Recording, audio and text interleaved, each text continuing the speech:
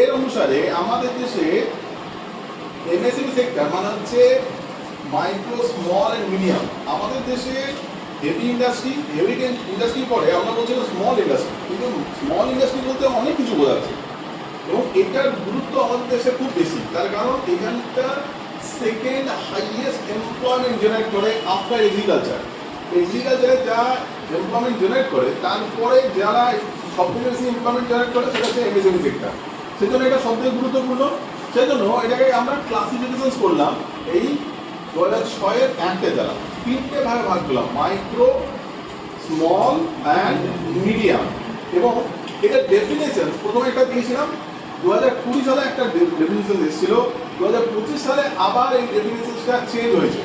ডেফিনেশনটা কি সেটা একটু লিখে রাখো। ফার্স্টে লেখো মাইক্রো,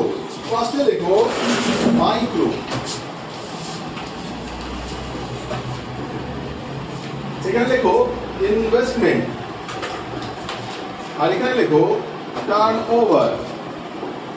মাইক্রো কাকে বলবো?